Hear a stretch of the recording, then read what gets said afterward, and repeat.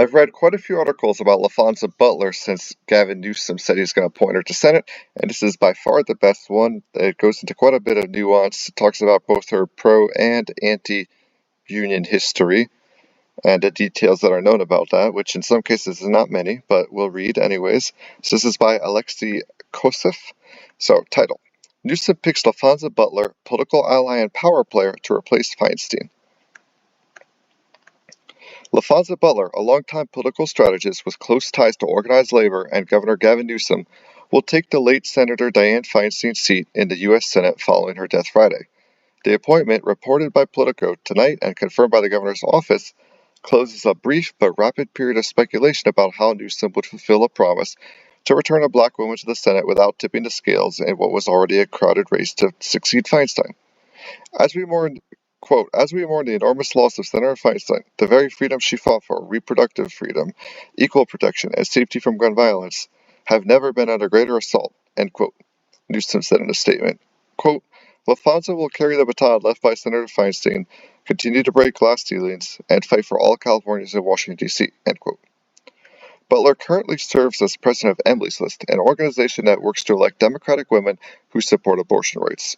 She was for many years the head of SEIU Local 2015, a union representing California long-term caregivers.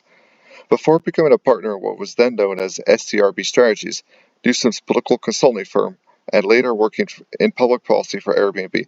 Also, when she was working at SCRB Strategies, which was Newsom's political consulting firm, that consulting firm also was picked by Kamal Harris to run her primary race for the 2020 presidential nomination for the Democratic Party. So that's an interesting tidbit. And later working in public policy for Airbnb. She's also a former University of California regent, and that she was appointed to that by the previous Governor Brown. All right. Her selection allows Newsom, who enjoys making political history with his appointments, to once again celebrate a milestone. Butler is the first openly LGBTQ person to represent California in the Senate. She lives in Maryland with her partner, Naneki Lee, and her daughter, Nyla. And here you can see in a video she made where she was announcing that she's president of Emily's List. So this is her. This is Laphonza Butler. This is her wife, Naneki, I think was her name, and then their daughter, Nyla. And so here's a quick, 5-second clip of them. Story of how when women win, we all win. So that's them. All right. Republicans swiftly criticized Newsom for choosing someone from outside the state. Easy Garden, a spokesperson for the governor, said that Butler is a longtime California homeowner who moved to the Washington, D.C. area to run Emily's List, and that she would re-register to vote in California before being sworn into the Senate. In a statement, Tony Huang, executive director of the LGBTQ rights advocacy group Equality California, celebrated, quote, another voice in Congress at a time when our rights and freedom are under attack across the country. This is Newsom's second Senate appointment, and he faced tremendous pressure to choose a black woman for the position. Only two, including Vice President Kamal Harris, have ever served as senators, and none currently do. Newsom promised to do so during an MSNBC interview in March 2021, an effort to alleviate the anger of some activists felt when he chose Alex Padilla to be California's first Latino senator, after then-Senator Harris was elected vice president. But earlier this month, the governor told NBC's Meet the Press that he would make an interim appointment if he had to fill Feinstein's seat because he did not, quote, want to get involved in the primary, end quote, even as he remained committed to choosing a black woman. That seemingly ruled out Representative Barbara Lee, an Oakland Democrat, who is already running for Senate. She trails Representatives Adam Schiff, Burbank Democrat, and Katie Porty, an Irvine Democrat, who are both white, in public polls about the March primary. Lee and her supporters were incensed, calling it offensive that a black woman should only get to serve in the Senate in the caretaker capacity. Many of them, including the Congressional Black Caucus, publicly urged Newsom to select her anyway in the days after Feinstein's death. Butler's appointment could further complicate the race. Newsom appeared to back off his earlier pledge on Sunday when his office confirmed that his appointee would be free to run for a full term. It isn't clear yet whether Butler will run. If she does, she will have to manage two campaigns at once, one for the regular election to succeed Feinstein, and one for a special election to fill out the remainder of her term, which is expected to be held concurrently with a primary in March and a potential runoff in November. Newsom's communication advisor, Anthony York, denied that the governor had changed his mind about a short-term appointment and said his comment referred to the fact that his appointee would serve as an interim until the next election. York said Newsom regretted not clearing up the confusion sooner, but the decision about a replacement was still hypothetical at that time.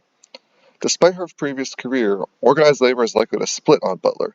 Many felt betrayed when she represented Uber in 2019, as the company tried to broker a deal that would avoid classifying their drivers as employees. Several unions have already endorsed other candidates in the Senate race. Newsom's quick decision on the appointment, which should allow Butler to be sworn in this week, will boost the razor-thin majority that Democrats hold in the Senate, a potentially crucial vote in the months ahead of Congress, which barely avoided a government shutdown this week, must pass another bill to fund operations by mid-November. Governor Newsom's swift action ensures that Californians maintain full representation in the Senate as we navigate a narrow Democratic majority, Padilla said in a statement, quote, "I look forward to working together to deliver for the people of California." Yeah, so that's the end of the article. And then I did try and do more research on what her current work for Airbnb is as some kind of like strategist or communications person, but it's very hard to find details about what she worked on with them. So it's not really known.